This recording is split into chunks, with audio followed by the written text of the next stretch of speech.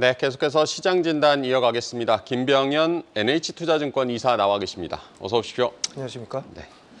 이사님, 뉴욕 증시가 랠리 이어지고 있지만 우리 증시 흐름은 오늘도 좀 아쉬운 것 같은데요. 이사님이 보고서에 쓰신 것처럼 문제는 한국인 것 같은데 우리 증시가 이렇게 약한 이유는 뭐라고 보십니까? 뭐 여러 가지가 있겠지만 그동안의 글로벌 패러다임이 진행이 되는 이런 상황에서 한국은 약간은 일부만 따라가거나 아니면 조금은 다른 행보를 보이고 있지 않나라는 생각들을 좀 하실 수 있게 됩니다. 뭐 예를 들어서 이런 거죠. 2010년도 그 당시에는 보통은 이제 글로벌라이제이션이라고 하는 그런 네. 것들이 가장 큰 패러다임이었습니다. 지금은 공급망 재편이나 신냉전 이런 것들이 이제 가장 중요한데요. 한국 같은 경우에는 그 중에서도 한미일 공조에만 이제 좀 주력을 하고 있죠. 예를 들어서 정책 부분 같은 경우에도 2010년도에는 제로금리의 통화 정책이 가장 중요했다면 지금은 각국 정부가 재정을 쓰는 이제 재정 정책이 중요합니다. 그런데 한국 같은 경우에는 통화 정책이 이 가계 부채에 대한 문제 때문에 일정 부분 뭐 자유롭게 금리를 이제 뭐 내리거나 이러지는 또 못하는 이런 상황에다가 재정 같은 경우에도 약간의 긴축적인 이런 행보를 보이고 있다라는 점이 뭐 약간은 좀 다른 행보다라고 볼 수가 있겠습니다.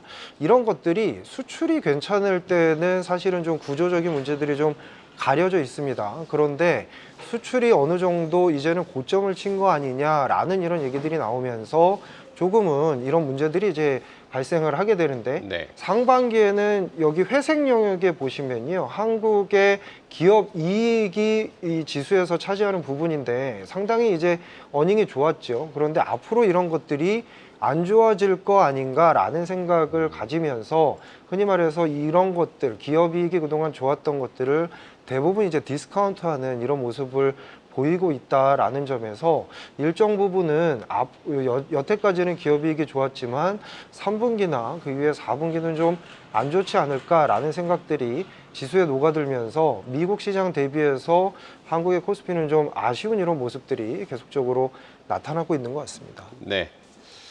우리 기업들 이익의 둔화, 거기다 글로벌 패러다임의 변화도 지금 우리 증시에 부담을 주고 있다고 분석을 해주셨습니다. 개장 때 뭐 기대 모았다가 장중에 힘이 빠지는 모습, 오늘도 좀 목격이 됐고 투자자분들 굉장히 어려운데 남은 10월 시장 전망은 어떻게 보십니까? 일단은 좀 나눠서 생각해 보실 필요는 있으실 것 같아요. 네. 제가 이번 보고서의 제목을 AI는 확신, 그리고 반도체는 불신, 지수는 약간은 좀 아쉽다라는 이런 이 느낌으로 제목을 적었는데 네. 미국 시장 같은 경우에는 대선 전까지는 괜찮을 것 같습니다. 9월에는 사실은 벙커가 상당히 많았죠. 여러 가지 이제 허들을 많이 넘어야 되는데 10월 같은 경우 특히나 미국의 대선 전까지는 경제 지표가 흔드는 그런 모습들은 많이 없을 것 같습니다.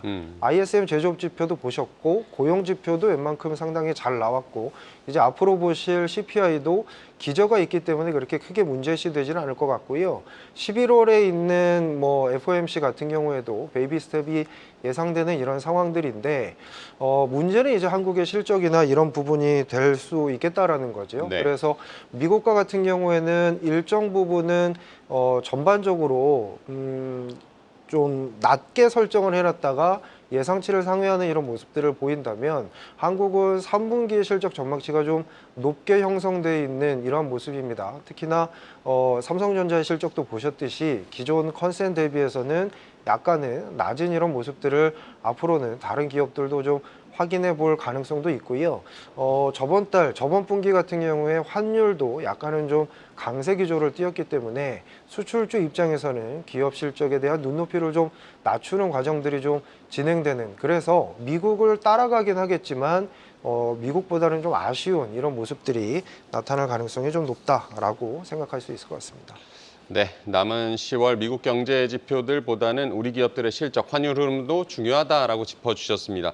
중국 증시 같은 경우는 부양책 발표 이후에 급등하다가 추가 부양책 발표에 실망하면서 다시 하락하기도 하고 그래도 기대감은 있고 외국인 자금의 이 중국 이동 가능성도 지금 얘기가 나오는데 이 부분은 어떻게 보십니까?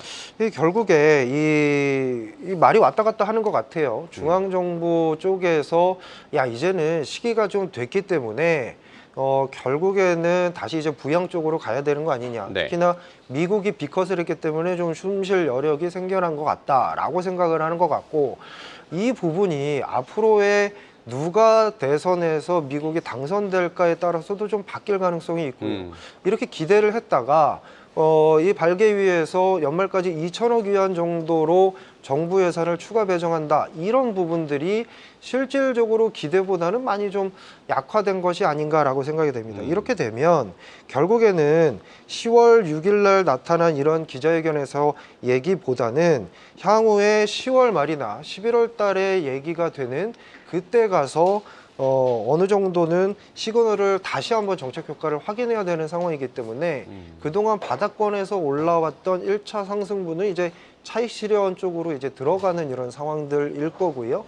10월 말에서 11월 초 정도에 추가적인 정책에 대한 이런 부분들이 GDP 대비해서 재정 적자 비율을 어느 정도로 수정할 것인가, 이 부분을 네. 다시 한번 확인을 해보셔야 되는 이러한 상황들입니다. 그렇다면 기존에는 중국이 재정을 확 써서 이제는 중국에 대한 지수 부분, 지수에 대한 부분은 이제 뭐 어느 정도 생각을 하고 있으니 머니플로우가 완전히 중국 쪽으로 넘어가는 거 아니겠느냐라는 생각들이 있으신데, 그 부분도 약간은 좀 주춤할 가능성도 있다라고 볼 수도 있겠네요.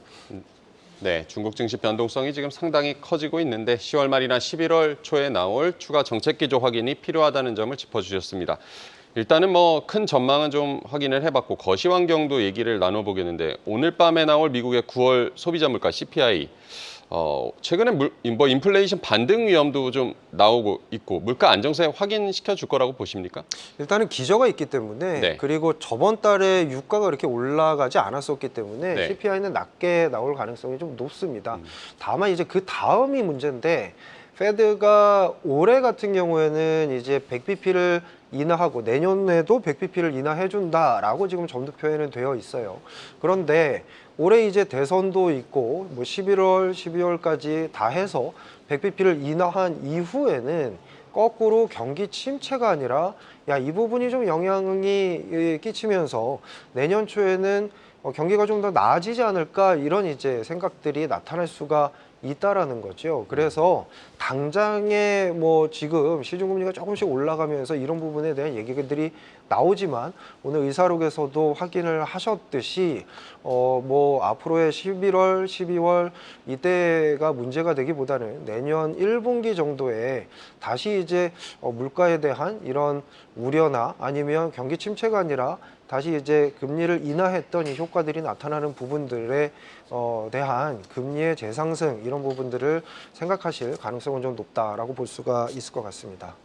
네, 당장은 물가가 좀 안정된 흐름으로 나올 수 있지만 내년 초에 가서는 물가 불안이 뭐 나올 수도 있다, 우려될 수도 있다라고 짚어주셨습니다. 물가에는 유가도 중요할 텐데요. 최근에 뭐 중동 리스크 커지고 이제 겨울철 뭐 동절기에 들어가기도 하고 유가가 이 물가나 경기의 변수가 될 가능성은 어떻게 보십니까? 결국에는 중요한 거는 중국의 정책인 것 같습니다. 유가를 핸들링 하는데요. 그동안 표면적으로 가장 크게 봤던 거는 이거죠. 이스라엘과 이란과의 뭐 전쟁 가능성, 이러한 것들이 리스크 요인이 돼서 위험에 대한 리스크 프리미엄을 줘서 유가가 계속 이제 급등하지 않겠느냐. 여기에다가 중국에 대한 재정 부양 정책이 같이 확인이 된다면, 그렇게 된다면 유가는 계속적으로 상승 압력을 받을 수 있을 것 같습니다. 중국에서 수요가 살아난다라는 부분 자체가 사실은 유가를 계속 끌어올릴 수 있는 부분이기 때문에 그 부분이 가장 이제 중요할 것 같은데, 이 부분에 대해서 아직 확신을 못하기 때문에 중국 증시도 약간의 변동성이 커지고 유가도 다시 하락하는 이런 모습들을 보이게 됐다라는 거죠. 결국에는 이 두 가지 조합이 같이 연결이 되느냐가 가장 이제 중요할 것 같고요.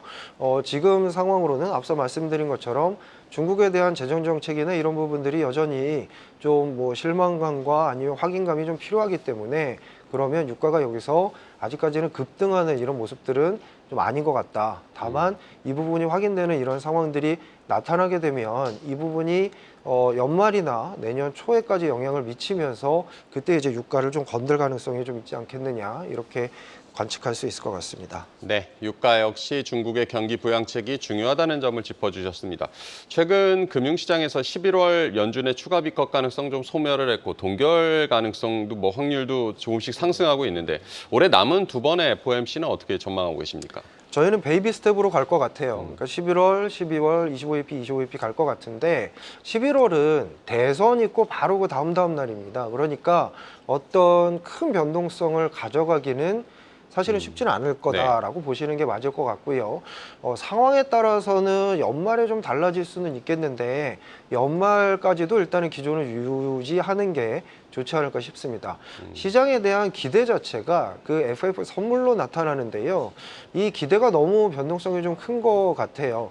그러니까 비컷을 이미 했는데 11월에 또 비컷을 한다고 하다가 지금은 또다시 동결 이렇게 얘기를 하면서 다시 이제 시중금리가 미국 10년물 기준으로 4% 이렇게 육박하는 이런 모습들이 나타나고 있는데요.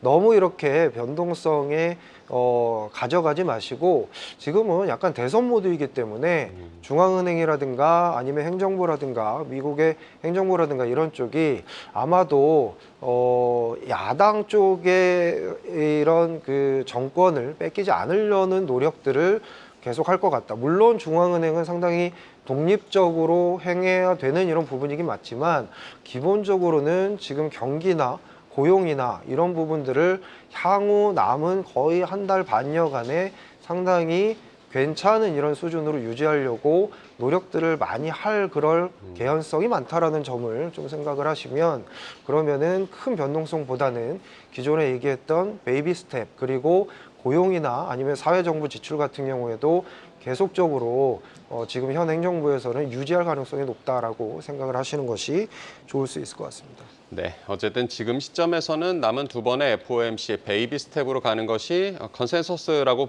봐야겠습니다.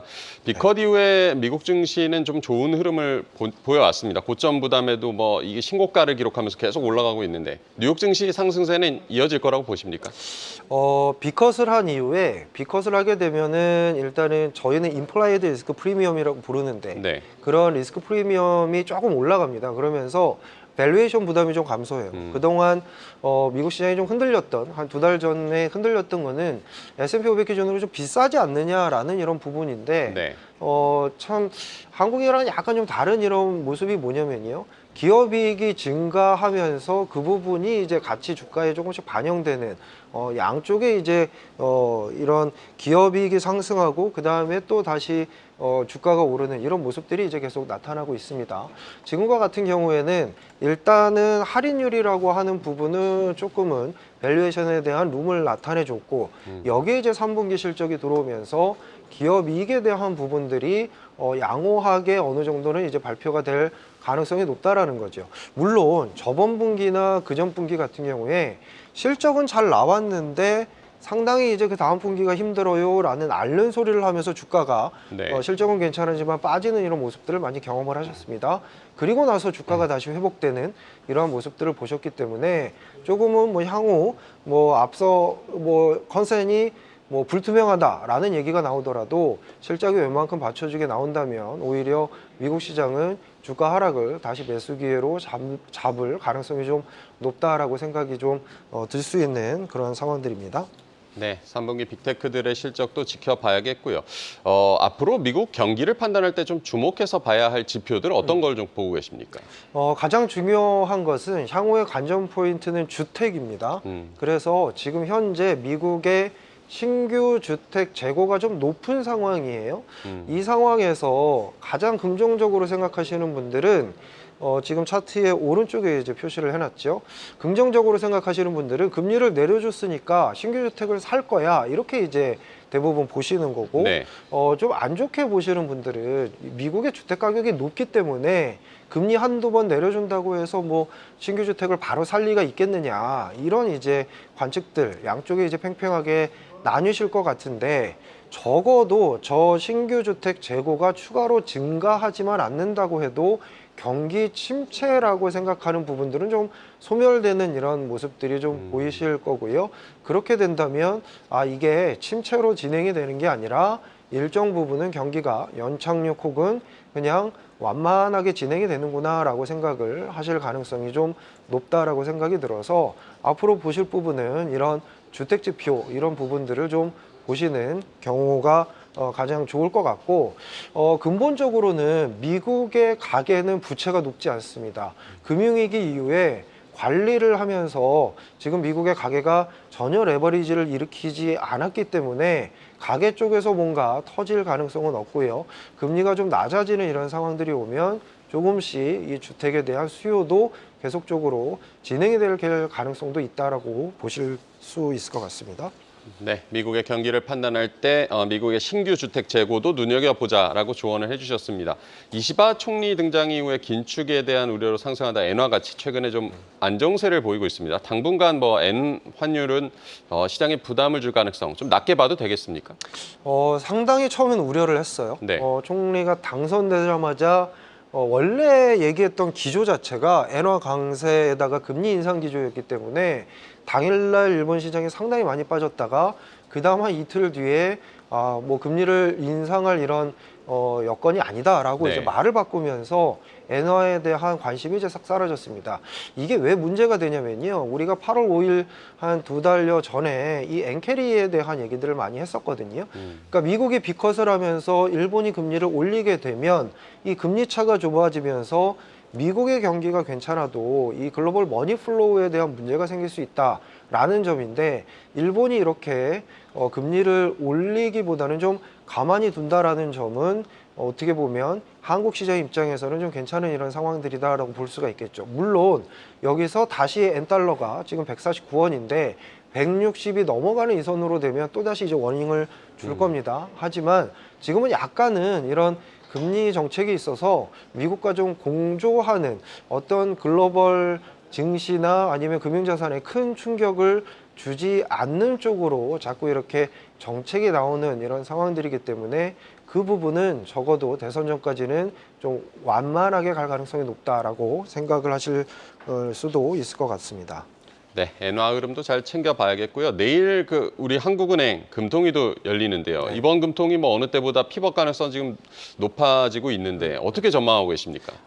저희 이제 금통위 관련 담당자의 저희 하우스의 입장은 이번에 뭐 금리를 좀 내려준다라는 쪽으로 컨센과 유사하게 잡혀 있는 것 같습니다. 네. 왜냐하면 그동안 이제 가계부채가 문제다라고 이제 말씀을 주셨다가 최근에 좀 수도권의 이 집값의 상승세가 좀 주춤하면서 그러면은 금리를 좀 내릴 수 있는 상황들이 아니겠느냐라는 이런 보도도 좀 있었고 그런 쪽에 대한 코멘트도 좀 많이 있으셨던 것 같습니다. 문제는 내년도의 상황들인데 내년도에는 한 3번 정도 분기당 금리 인하에 대한 관측들을 좀 하고 있는 것 네. 같습니다. 증시에 대한 영향은 한국의 채권금리는 이미 피벗 가능성을 많이 반영을 해놨고 금리도 그 수준까지 내려가 있기 때문에 피벗을 하면 그러니까 금리 인하를 하면 그냥 안도 정도로 생각을 할 것 같고요. 어떤 증시에 커다란 호재로 작용하든가 악재로 작용할 가능성은 없다라고 보시면 될 것 같습니다. 네, 시장에는 이미 금리 인하가 선반영돼 있다는 점 언급을 해주셨습니다. 우리 시장은 또 실적 시즌에 돌입을 했습니다. 삼성전자 좀 부진한 실적 내놨고 오늘도 주가가 5만 원대로 또 내려가고 피크아웃이다 겨울론이다 반도체에 대해서 부정적인 전망이 많은데 이 부분은 어떻게 보십니까? 지금 이제 나눠서 보셔야 될 것 같아요. 그러니까 HBM이라는 이러한 어떻게 보면은 엔비디아의 수급에 공급을 되는 이런 부분들은 사실은 되게 좋은 여전히 수요가 나타나는 것 같고 네. 기존에 기대했던 바는 HBM이 좋으니까 기존 라인들을 HBM으로 대체를 해서 우리가 레거시라고 얘기하는 원래의 반도체 메모리도 결국에는 가격도 올라가고 수급이 타이트해지지 않겠느냐라는 건데 그 부분이 결국에는 공급은 타이트해질 수 있겠지만 흔히 말하는 뭐 PC라든가 핸드폰에 대한 수요가 궁극적으로는 살아나야 이 부분이 좋을 텐데 이 부분에 대한 수요는 아직까지는 별로 그렇게 좋은 모습들이 아니다라는 네. 게 지금의 결론입니다. 그렇게 본다면 기존에 원래 여전히 엔비디아에 대한 뭐 불확실성 이런 것도 있었지만 이쪽에 대한 수요가 여전히 좋고 거기에 따른 TSMC에 대한 실적도 좋다라고 보면 HBM 관련주는 여전히 괜찮다라고 보시면 될 것 같고, 다만 지금은 기존의 레거시라는 이 메모리 부분이 조금 수요가 좀 덜한데, 이게 내년에 수요가 다시 살아날지, 흔히 말하는 온디바이스 AI 뭐 이런 것들에 대한 제품들이 계속적으로 나오면서 기존 PC나 핸셋에 대한 수요가 날아날지는 여전히 좀 지켜봐야 되는 상황이다라고 좀 양분해서 해석을 하시는 것이 가장 좋을 것 같습니다. 네, 레거시 반도체와 AI 반도체를 좀 나눠서 봐야 된다. 어쨌든 지금 매크로 환경이 변하고 있고 기업들의 뭐 성장성에 대한 차이도 있고요. 종목별 장세를 좀 대비하는 게 필요해 보이는데, 눈여겨봐야 할 섹터들 어떤 것들 좀 꼽고 계십니까?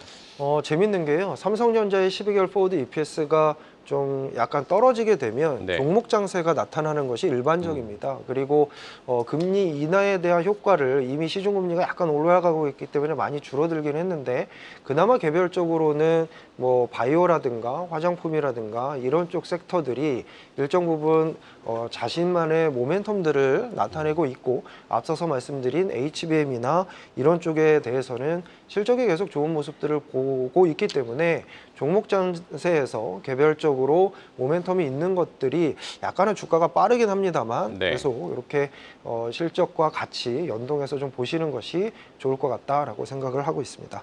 네, HBM이나 바이오, 화장품 같은 섹터들을 유망하게 보고 계시고 실적과 연동해서 보자라고 조언을 해주셨습니다. 오늘 김병현 NH투자증권 이사와 얘기 나눠봤습니다. 고맙습니다. 감사합니다.